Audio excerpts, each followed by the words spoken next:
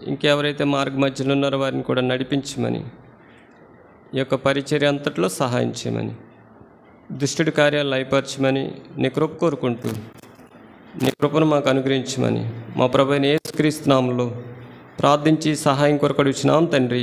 ఆమేన్.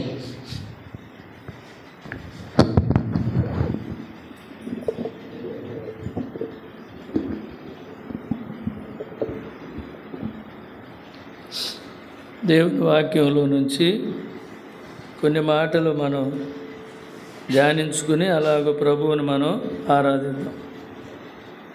ఆరాధన కొరకై కీర్తనలు హమ్మింగ్ వస్తుంది.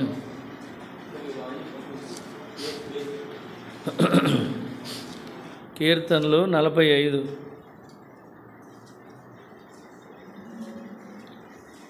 మనమందరం కలిసి చదువుకుంటాం. కీర్తనలు 45 మొదటి వచనం చదువుకుంటాం.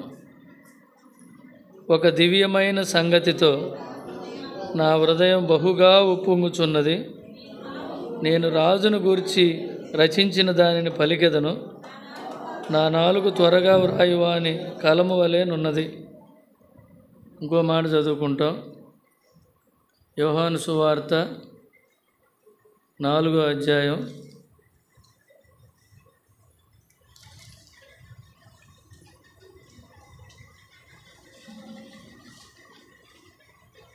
24వ వచనం చదువుకుంటాం. దేవుడు ఆత్మ గనుక ఆయనను ఆరాధించువారు ఆత్మతోనూ సత్యముతోనూ ఆరాధింపవలను. ఇంకో మాట చదువుకుంటాం. ప్రకటన గ్రంథం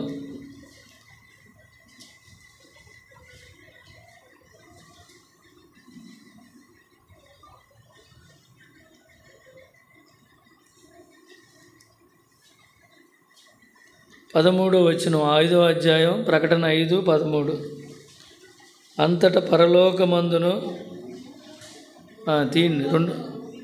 అందరం కలిసి చదువుకుందాం. అంతటా పరలోకమందును భూలోకమందును భూమి క్రిందను సముద్రములోనున్న ప్రతి సృష్టము అనగా వాటిలోనున్న సర్వమును సింహాసనాసీనుడై ఉన్న వానికిని గొర్రెపిల్లకును స్తోత్రమును ఘనతయు మహిమయు ప్రభావమును యుగయుగములు కలుగును గాక అని చెప్పుట వింటిని. ప్రభు సాయం కొరకు మనం ప్రార్థన చేసుకుంటాం.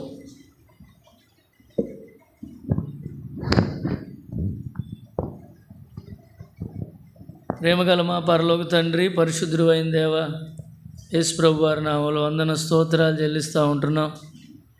ఆయన చేరి వచ్చిన వారందరిని బట్టి మీ స్తోత్ర వందనాలు. నన్ను కూడా తీసుకొచ్చినందుకై మీకు వందన స్తోత్రాలు చెల్లిస్తూ ఉంటున్నాం. నాయన, మరి 3 మాసాలు కాచి కాపాడి భద్రపరిచి 4వ మాసం మొదటి ప్రభు పండుగ దినంలో మేమందరం సజీవులుగా మీ నామాన్ని స్తుతించి ఆరాధించే గొప్ప శ్లాఘ్యత నాయన మాకు అనుగ్రహించినందుకై వందనాలు. మమ్మల్ని అందరినీ సజీవులుగా ఉంచినందుకై స్తోత్రాలు. మా గొంతులో ఊపిరించి తండ్రి, అబ్బా, నాయన అని మీ పాదాలు చుట్టూ చేరి రావడానికి ఇచ్చిన కృపకై స్తోత్ర వందనాలు చెల్లిస్తుంటున్నాం. ప్రత్యేకంగా ఆరాధన వర్తమానం కొరకై అయోగ్యుడిని, అపాత్రుడును, నిష్ప్రయోజకుడిని ఒప్పుకొని మీ పాదాల చెంత చేరి వస్తుంటున్నాను. క్షమాపణ వేడి మీ రక్త ప్రోక్షణ కోరుకుంటున్నాను. నా పెదవులు, నాలుగు నేను మీరు కారునిప్పు చేత కాల్చి పవిత్రపరిచి పరిశుద్ధపరచండి. మీ దక్షిణ హస్తం, నీ బాహుబలం చేత నన్ను బలపరిచి సహాయం చేయండి. నేను మీ కొలత లేని ఆత్మను అనుగ్రహించి సహాయం చేయండి. ఈ సిలువు చాటును మరుగు చేసుకుని సహాయం చేయండి. ఈ ప్రాంగణం అంతా నీ తేజోమయంతో నింపండి. ఈ సన్నిధి ప్రభావంతో నింపండి. మీ ఆత్మ సంచకరువుగా మా మధ్య సంచరించండి. మీ మెల్లనైన స్వరము, స్పర్శ, తాకిడి మాకు అనుగ్రహించి సహాయం చేయమని మీరు మాత్రమే అగపడండి. మీ మాటలు మాత్రమే వినిపించండి. పరలోక సింహాసనం యొద్ద నుంచి ఆరాధన కొరకై మీ దివ్య లేఖనాలు తేటగా మాకు అనుగ్రహించి సహాయం చేయమని మహిమ, ఘనత, ప్రభావాలు చెల్లిస్తూ యేసుక్రీస్తు వారి శ్రేష్టమైన ఘనమైన మనోహరమైన పుణ్యనామం పేరిట స్తుతించి ప్రార్థించి అడిగి వేడుకుంటున్నాం పరమ తండ్రి. ఆమేన్.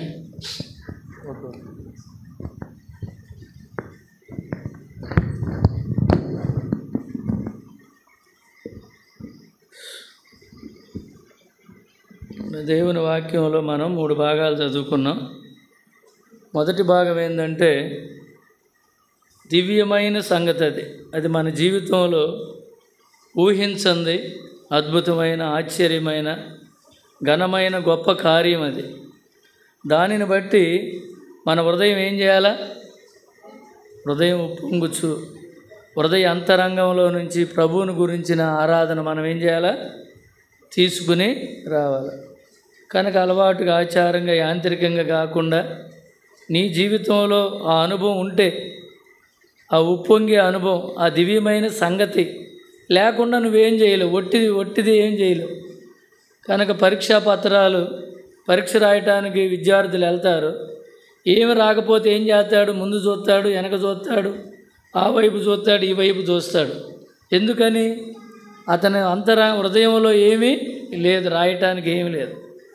ఒకవేళ నువ్వు అలా ఉంటే నువ్వేమీ ఆరాధించలేవు.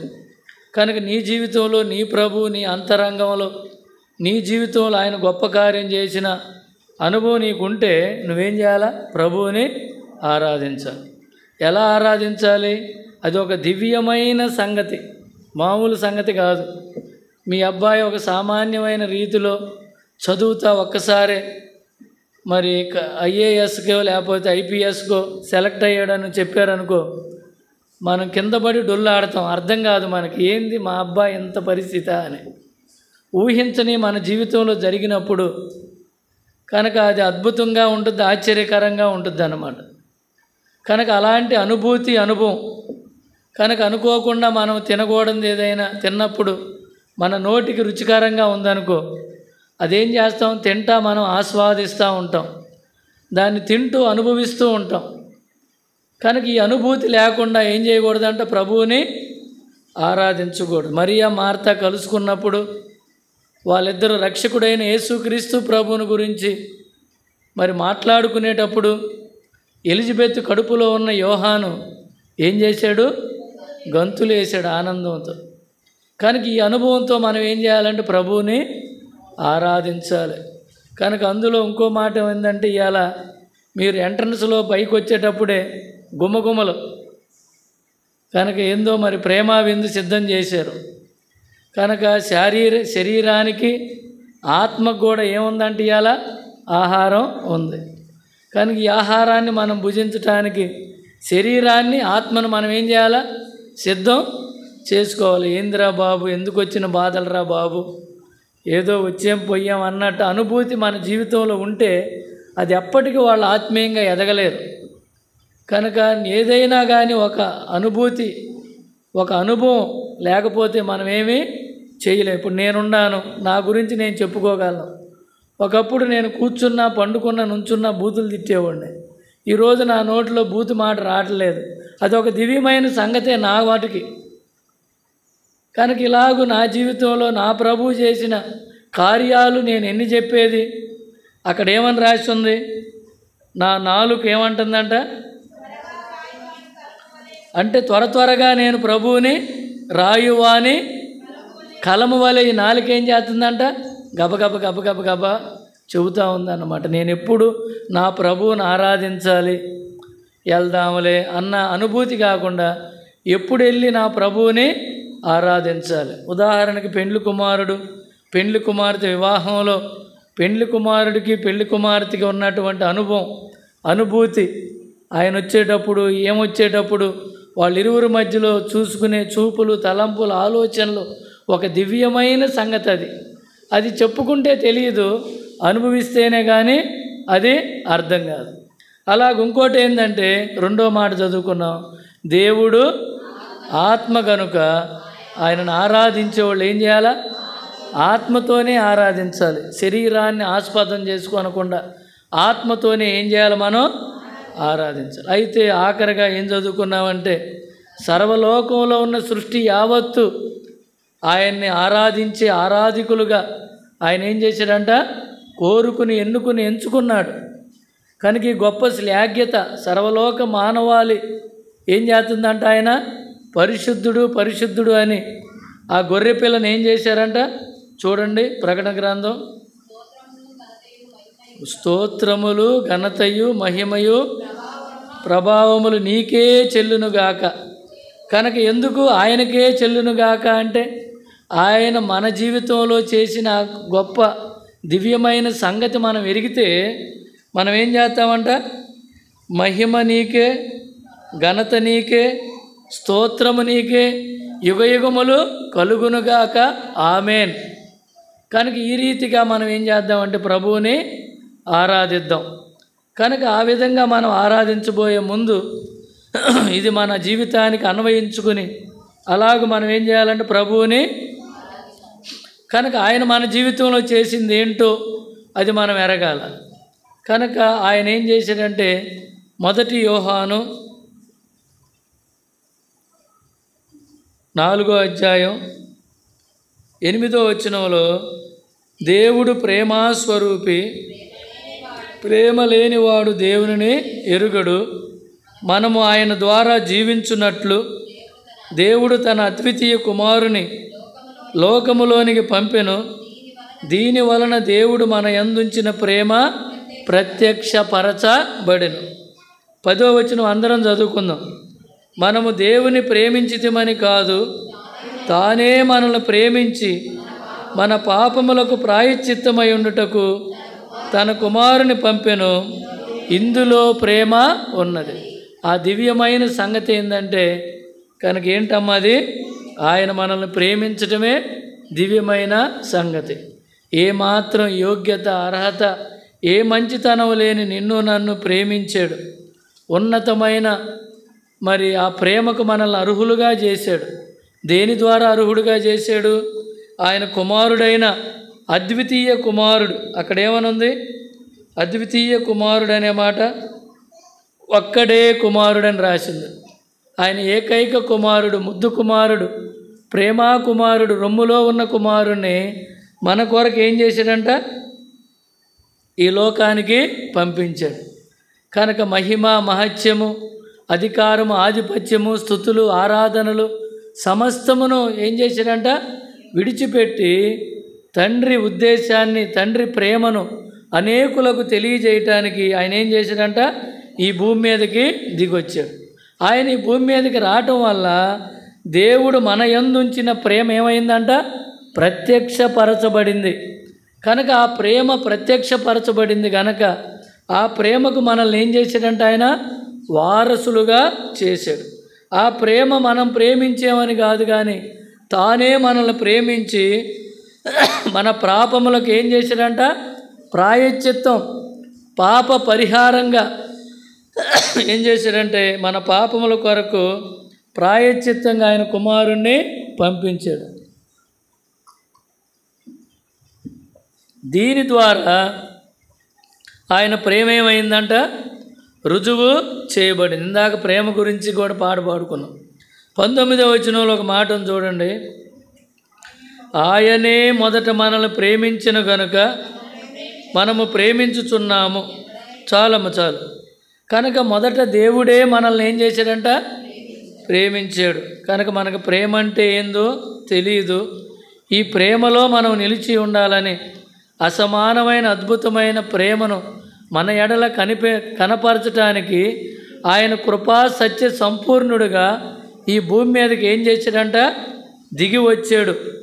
ఆయన ద్వారా మనము జీవించున్నట్లు ఆయన ప్రేమ మన ఎడల ఏమైందంట? ప్రత్యక్షపరచబడింది. ఆయనను పంపించి తానే మనల్ని ప్రేమించాడని ఆయన ప్రేమ మన ఎడల ఏం చేయబడిందంట? రుజువు చేయబడింది. దేనిని బట్టి అంటే హెజ్కేలులో ఒక మాట ఉంది. హెజ్కేలు ఎక్కడుందంటే ఇర్మియా తర్వాత ఉంటుంది. అంతేనా? హెజ్కేలు 31.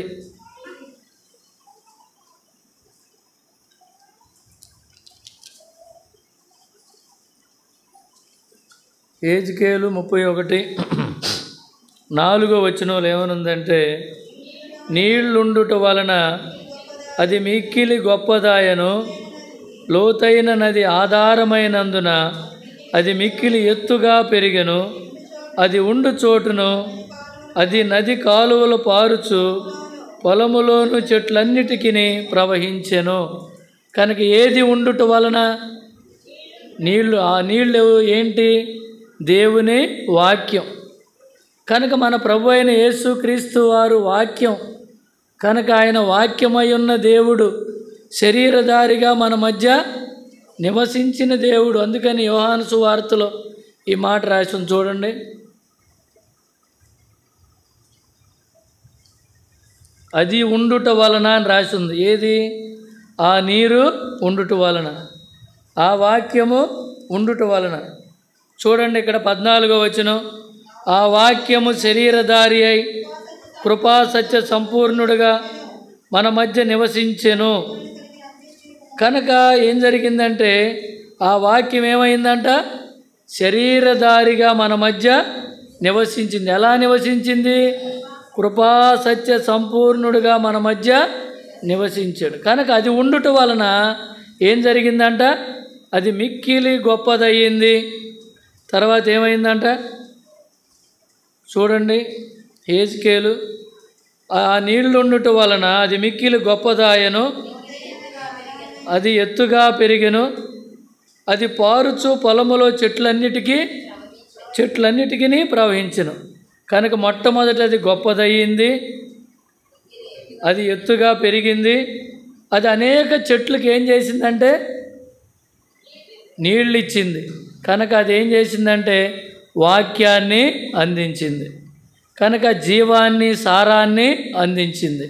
ఈ రీతిగా ఆయన మనకు ఏం చేశాడంటే వాక్యమై ఉన్న దేవుడుగా అది ఉండుట వలన గొప్పతనం వచ్చింది, ఎదుగుదల వచ్చింది, విస్తరించింది. ఈ విధంగా దేవుడు తన దయాపూర్వకమైన సంకల్పాన్ని బట్టి ఆదిలోనే మనల్ని ఏం చేశాడంట? ఆశీర్వదించాడు.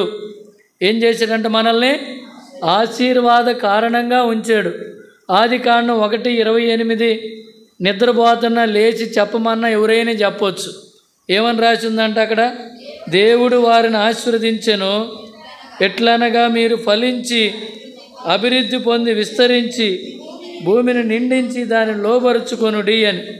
కనుక ఇది ఆదిలోనే ప్రభు అయిన దేవుడు మనల్ని ఏం చేశాడంట?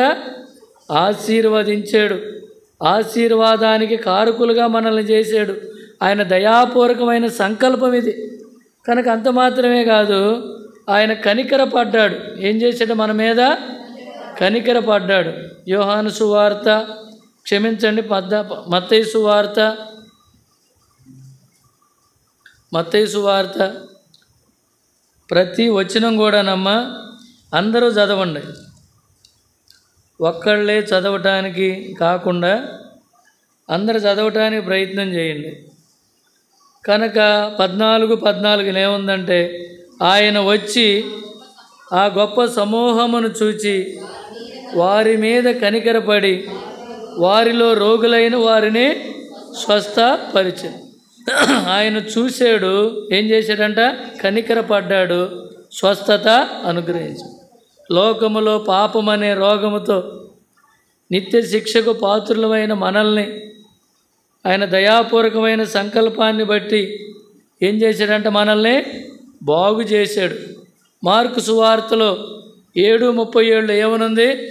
ఈయన సమస్తమును బాగుగా చేసి ఉన్నాడు. అంటే అర్థమైంది, ఒకప్పుడు మనం బాగాలేదు, అయితే ఇప్పుడు మనల్ని ఆయన ఏం చేశాడు? బాగుగా చేశాడనమాట. చూడండి మార్కు సువార్త 7:37 ఈయన సమస్తమును బాగుగా చేసి ఉన్నాడు. నీ జీవితంలో అది ఒక దివ్యమైన సంగతిగా ఉంటే ఏం చేస్తావంట? నువ్వు తప్పకుండా ప్రభువుని ఆరాధిస్తావు.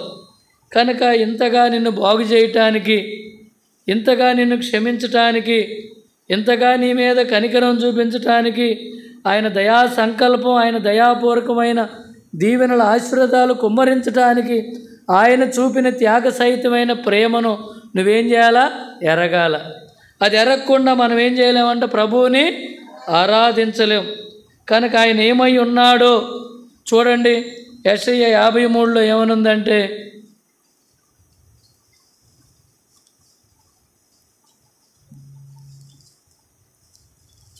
యెషయా 53 కనుక యెషయా 53లో ఆయన త్యాగ సహితమైన ప్రేమ మనకేం చేయబడిందంట, రుజువు చేయబడింది. ఇందా పాడుకున్నాం, స్వరూపమైన సొగసైనా లేదు దుఃఖభరితుడాయెను,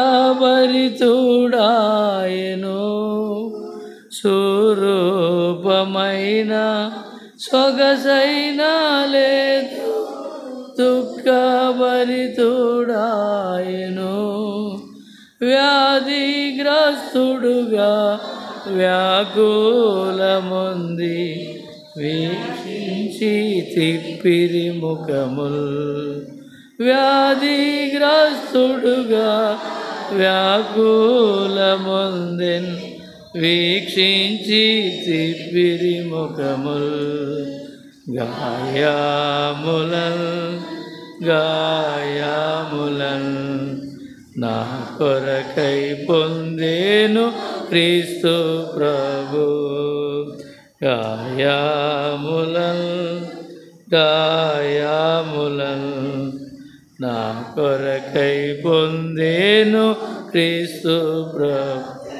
53 యెషయా 2వ వచనంలో ఏమనుందంటే, లేత మొక్క వలెను ఎండిన భూమిలో మొలిచిన మొక్క వలెను అతడు ఆయన ఎదుట పెరిగెను, అతనికి స్వరూపమైన సొగసైన లేదు, మనం అతన్ని చూచి అపేక్షించున్నట్లుగా అతని యందు స్వరూపము లేదు.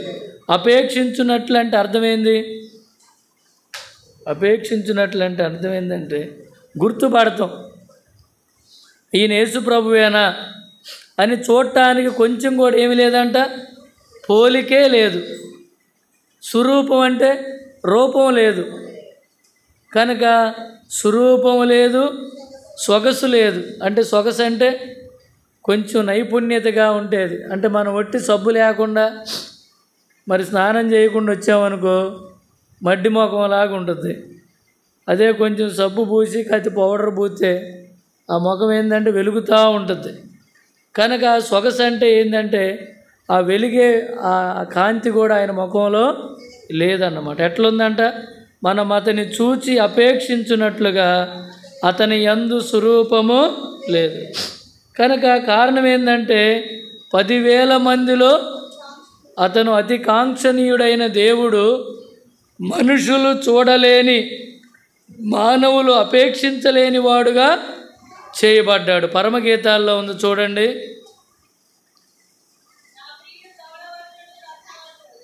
అమ్మా నేను రిఫరెన్స్ చెప్పలేదుగా, కనుక ఎంత రిఫరెన్స్ చెప్పు, మరి రిఫరెన్స్ చెప్పండి.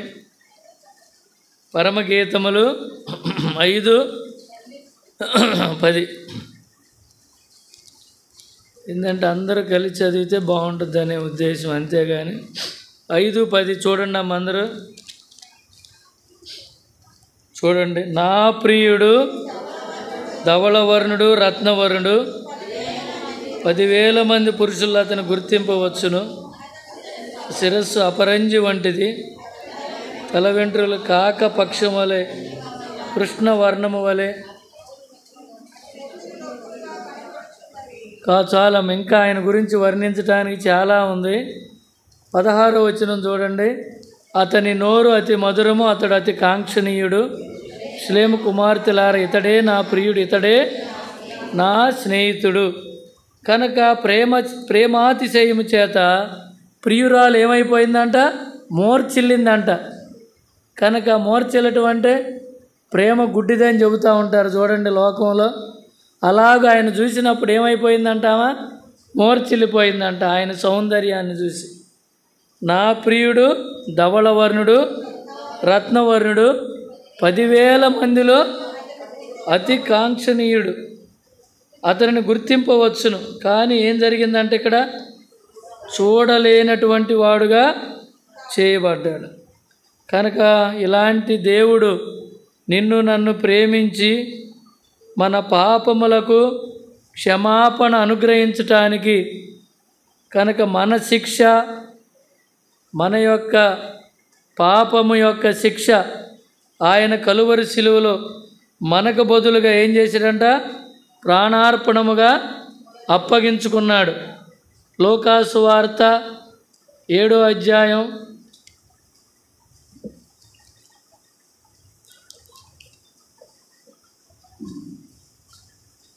లూకాసు వార్త 7వ అధ్యాయం 48వ వచనంలో చూడండి. నీ పాపములు క్షమింపబడి ఉన్నవని ఆమెతో అనెను. కనుక ఆమె ఏం చేసిందంటే యేసు పాదాల దగ్గరికి వచ్చింది. యేసుని ఏం చేసిందంట? పాదాల మీద పడింది. 37వ వచనం చూడండి. ఆ ఊరిలో ఉన్న పాపాత్మురాలైన ఒక స్త్రీ యేసు పరిచయం ఇంట భోజనము కూర్చున్నాడని తెలుసుకొని ఒక బుడ్డిలో అత్తరు తీసుకొని వచ్చి వెనక తట్టు ఆయన పాదముల యొద్ద నిలబడి ఏడ్చుచూ కన్నీళ్లతో ఆయన పాదములు తడిపి తల వెంట్రుకలతో తుడిచి ఆయన పాదములు ముద్దు పెట్టుకొని అత్తరు వాటికి పూసెను. కనుక తన హృదయ అంతరంగంలో ఉన్నదంతా కూడా తీసుకొచ్చి ఏం చేసిందంట? ఆయన పాదాల దగ్గర పడవేసింది. ఆయన పాపములకు ఏం చేశాడంట? క్షమాపణ అనుగ్రహించబడింది. కనుక ఈమె నా ఎడల ఏం చేసిందంట? ఇక్కడ ఏముంది? ఆమె విస్తారంగా ప్రేమించెను గనుక ఆమె విస్తార పాపములు క్షమించబడినని నీతో చెప్పుచున్నాను. నా జీవితంలో ఈ అనుభవంలో మనం ఉంటే తప్పకుండా మనం ఏం చేస్తామంట? ప్రభువుని ఆరాధిస్తాం. పాపమును బట్టి మనం ఏమైపోయామంటే చచ్చిన వారం. అపరాధముల చేత పాపముల చేత మీరు చచ్చిన వారై ఉండగా ఏం చేశాడంట? ఆయన క్రీస్తుతో కూడా మనల్ని ఏం చేశాడంట? బ్రతికించాడు. ఎఫెసీయులకు రాసిన పత్రిక 2వ అధ్యాయంలో ఏమనుందంటే అపరాధముల చేత పాపముల చేత చచ్చిన వారం. కనుక చచ్చినటువంటి నిన్ను నన్ను ఆయన ఏం చేశాడంట? ప్రేమించాడు. ఆయన ద్వారా జీవించినట్లు ఆ ప్రేమ ప్రత్యక్షపరిచాడు. అది ఉండుట వలన మనకి గొప్పతనము, ఎదుగుదల, విస్తీర్ణ అంటే విస్తరించటానికి అసమానమైన ఆ ప్రేమను రుజువు చేశాడు. ఆయన దయా సంకల్పాన్ని బట్టి ఆయన మన మీద కనికరపడ్డాడు, మనల్ని బాగు చేసుకున్నాడు. కారణం ఏంటంటే ఆయనకున్నదంతా మనకిచ్చేసి మనల్ని ఏం చేశాడంట? ఆయన కొనుక్కున్నాడు. క్రీస్తుతో కూడా మనల్ని ఏం చేశాడంట? బ్రతికించాడు. చూడండి, మీరు మీ అపరాధముల చేతను పాపముల చేతను మీరు చచ్చిన వారై ఉండగా ఆయన మిమ్మల్ని క్రీస్తుతో కూడా బ్రతికించినందుకు మనం ఏం చేయాలి? ప్రభువుని. తర్వాత ఇంకో మాట, విడిపించాడు, నడిపించాడు. బ్రతికించడమే కాకుండా ఆయన ఏం చేశాడంట? విడిపించాడు. దేని నుండి విడిపించాడు? పాపము నుండి విడిపించాడు. 11 యోహాను సువార్త 11వ అధ్యాయం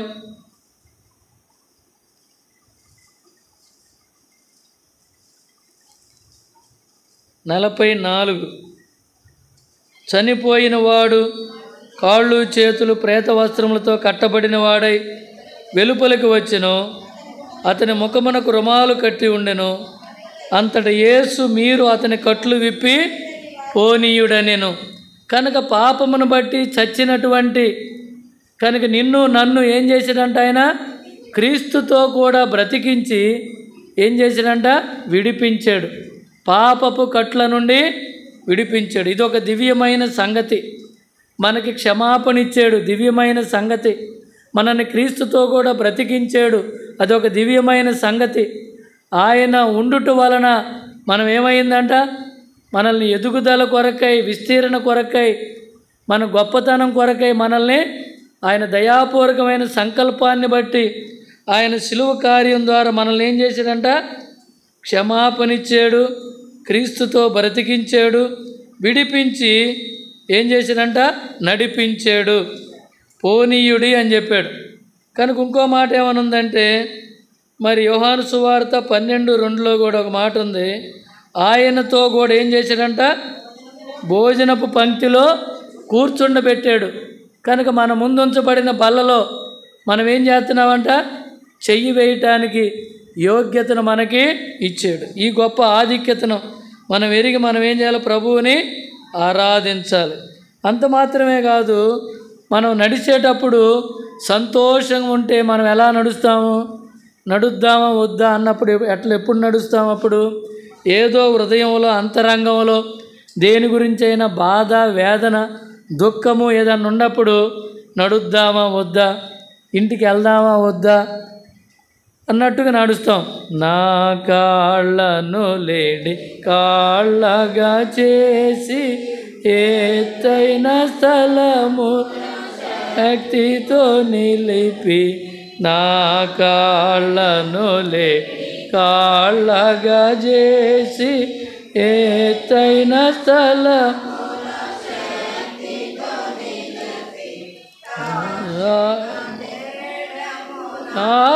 నాకందించి తనర ఎడము నాకందించి అక్షయముగా తన పక్షము చేర్చి, అక్షయముగా తన పక్షము. చాలు. అపోస్తుల కార్యాలు 3వ అధ్యాయం 8వ వచనంలో వాడు దిగ్గున లేచి నిలిచి నడిచెను, నడుచుచు గంతులు వేయుచు దేవుని స్తుతించుచు వారితో కూడా దేవాలయంలోనికి వెళ్ళెను. ఇది దివ్యమైన సంగతి. కనుక దివ్యమైన సంగతి అంటే ఏంటంట? ఇదన్నమాట. కనుక వాడు దిగ్గున లేచి నిలిచాడు. నిలిచిన వెంటనే ఏం చేస్తున్నాడు? నడుస్తూ ఉన్నాడు. నీ పాపములు నా పాపములు క్షమించాడు. క్షమించి పాపమును బట్టి చచ్చిన నిన్ను నన్ను బ్రతికించాడు. క్రీస్తుతో కూడా కూర్చుండబెట్టాడు. మన పాపపు కట్టులన్నీ విడిపించాడు. నడవమన్నాడు, నడిపించాడు. తర్వాత ఏం చేశాడంట?